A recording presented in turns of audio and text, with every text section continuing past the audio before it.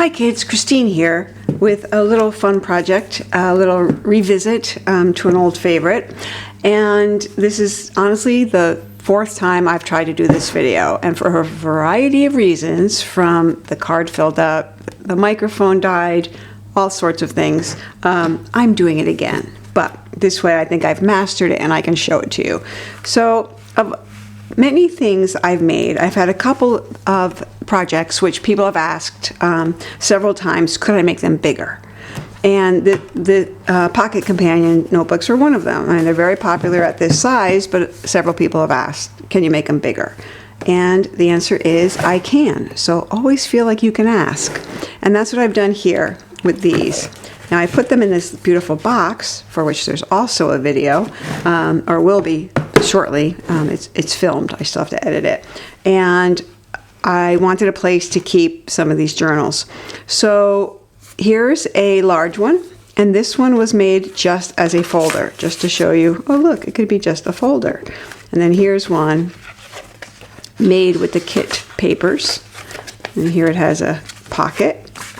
And then another one has a longer tuck spot and uses some vintage ledgers that I'm going to be using today. This is a new kit I'm developing, so I'm playing around with it. So there you have it. They're bigger. You can see the size difference is impressive. I mean, this is a full 5x8 journal, and it will fit into your regular journal. Hold on. One of these babies. So let's just find a good page. It will fit here, and I also have a couple of new little mini tuck spots meant for just this purpose. This goes here.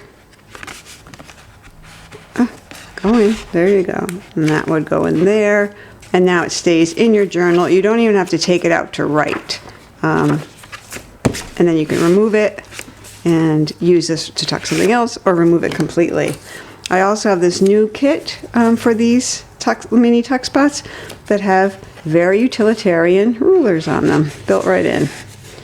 So same thing, you can use it as a tuck spot for your journals, or for photos, or for whatever you want. So these are some different ways to mix up using these little guys as big guys, but still having the same sort of convenience and function. So let's get started. It is as easy as making the little ones, of course, but there are a couple of caveats. Actually, there's only one real caveat that I want you to be aware of, and we're going to address that first. So it's good to be back, but you know, with all the technology things that have been going wrong with me lately, I'm just a little flabbergasted here. So the journals, okay, or the notebooks. What you have to remember when you're making these larger ones is that for the small ones, oh, wait, may I back up first? And let's talk about cardstock. So I am going to suggest that you print your covers on 110-pound cardstock, which is not the same as 110-pound index. You know me, I love that 110-pound index, but it's thinner than cardstock. 110-pound cardstock has a lot more bulk to it, and for these larger covers, that's a plus. All right, so but because of that, when you go to score a 110-pound cardstock, you really want a good thick score, because if you don't, the fold is going to break, meaning it's going to look bad. So when we make these smaller journals, we are folding with the grain, because it's going this way on the paper, and this is the way the grain of the paper. Well, the same is true of the cardstock. This is the grain of the paper, but we're folding this way, okay? So to minimize any adverse effect, we want to score a good thick score. So that can be achieved by a number of ways. One, you can use a bone folder, or if you have scoring styluses like these, definitely, I wouldn't use that one. Oh, that one actually could work too, but I would use probably, yeah, actually I would use that one, the thickest one. You could use the back of your scissors. That makes a nice thick score. You could use a penny. So I'm going to do it with the penny, just to prove it is in fact possible, and I imagine everyone has a coin of similar width. And if not, try one of the other options. So I'm going to just run the penny down here. So this is one project of mine where you don't want to do what I normally recommend, which is, just use the back of your knife. If you do that, your score will be unattractive when you fold it. So now I'm going to fold it. And you can see it did not break. There's no cream paper showing through here, okay? And that's really important because otherwise, let me try and find, I don't have one here where it broke because I try and avoid that. Oh wait, here's one I did on pink. Oh, and when you hear the tractor coming, they're haying the field behind my house. So, gotta love farmers, a job I could not do. So here you can see how this is broken here? Okay, so that minimizes the chance of that happening by using a thicker, more solid score. Now, a thing to consider is if you only have things, or if you've already folded something, you can always flip it over, and now you have a nice score on this side. Okay, so it only breaks typically on one side. So if this were the inside of your book, you wouldn't care because your signatures would be in there. So it's just things to think about with paper, which is like among my favorite things to think about. So back to here. We have a good score, it's folded. Now we just need to trim, and you could take it to a paper cutter. I'm just gonna do it right here because I'm too lazy to walk to the paper cutter right now. And I'm just going to use a utility knife because I happen to have one, and trim around. Now, unlike other kits of mine, these do not have a bleed around it. There aren't trim marks for a bleed because they just barely fit on an 8.5 by 11 piece of paper. And I try to make all my projects fit on those because not all of you have huge printers like I do. And I have huge printers, not even because of crafting, but because in a past life, I was a commercial full-time photographer. And we had to print big things. So I have a big printer, but I don't use it for these. I use my little Canon Craft T925, 921, 9521C, whatever. And if you haven't seen my little short video on the difference of using Michael's brand 110-pound cardstock and Joann's, take a look at it because it's startling. And what I learned is I cannot use Joann's paper to make these, so I don't want you to run into the same problem. So have a look at it. Okay, so anyway, I'll be quiet now. No, I won't. I'll keep talking, but I will talk about this. So here's the cover, easy enough. And in the kit, it comes with a graph paper and a dotted and I think a regular ledger paper. But I'm trying to work out a new set of ledger papers, and so I am playing around with them, and I'm going to use them in this book. And there are lots of other designs too for you to look at, or there will be at some point soon. Let me get this out of the way. All right. So now I've double-sided printed from the kit on regular copy paper, and for that. For this project, that's fine. You could use nicer paper if you want, but it's not necessary. So I'm just going to fold this.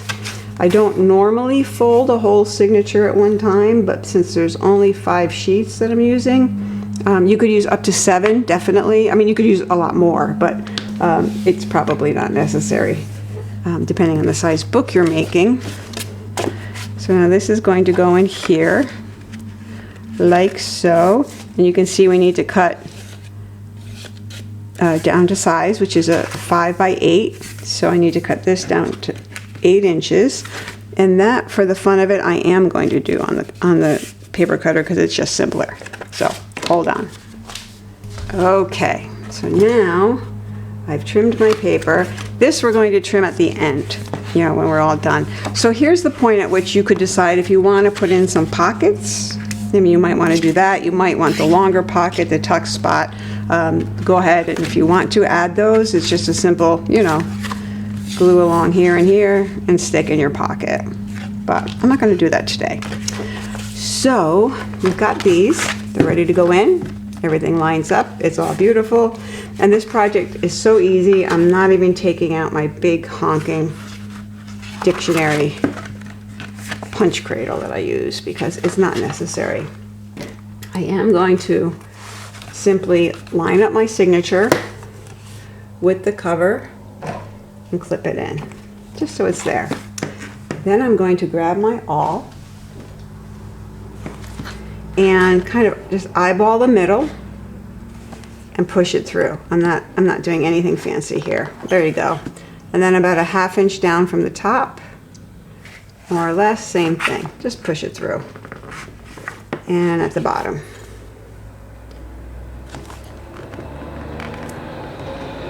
Boom. Okay, that was easy. Then you need some thread and a needle. If I'm going to use this bookbinder's linen and it's waxed, so I have to kind of activate it to get the wax to loosen up a little. Makes life much simpler when you're sewing. And let's see here, that's pulling. Hi Bryn, yes, I just cut more than I needed, as you know. Okay, and then I'm using a simple 3-hole pamphlet stitch. You could use 4 or 5 for this if you felt like your papers were shifting a little bit too much. But this is a pretty lightweight project, so a 3 is fine. You could also just staple them in. I mean, there are thousands of ways you could probably attach them. So I know that I want my knot on the inside. So I'm just going to do this, and then I'll just kind of clip it there. So I'm going to start my sewing on the inside. So I came through the inside to the outside, and now I'm going to come back to the inside. There we go. And then, this is nothing new. It's the way we've done it since the beginning of time.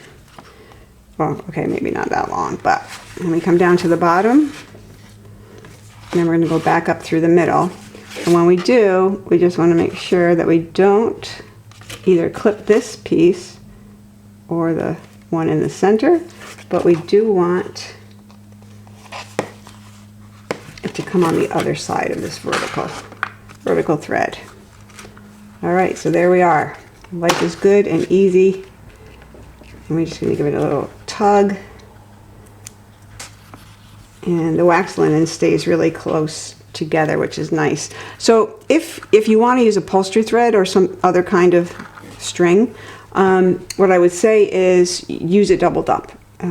It's fine, you can definitely use it, but do a 2-strand sew of that. And then a simple snip. And do that. Do this. Actually, I don't think I burnished it before I even sewed, which is unusual for me, but it works. All right, so now we still have to trim these pages. So that we can do simply by running a nice sharp knife along the edge of the cover. So I do have a paper cutter that could handle the depth of this and just chop it all at once, but a lot of you don't, so this is how you're going to do it. Just going to come down. You do want to keep moving the paper out of the way to get a cleaner cut that way. There you go. And if there's any shrapnels, which there aren't, mine was a pretty clean cut, I've discovered, hold on, that if you have some ragged cuts or some shaved areas, that a pet roller along the end of the pages will actually lift them off, which is kind of handy. All right, so now we want to round corners. And I'm going to round, I think, the quarter inch on this baby. And let's do it. There's 1, 2. Okay, that was a little sloppier. There we go. And that's it. We're done. So again, it can go in your journal, it could go in a box, it could live on its own just as the adorable notebook it is. There's some new designs, have a look. And again, somebody had asked specifically, could I do this? And if you have ideas too, if you see other things in my store that you think, oh, could this happen? pop me a note. I will be honest. I will tell you whether I can or can't do it. And it may not happen immediately as the student, but it might happen. And I'm happy to talk to you about it. So there you have it. Go create. Be awesome.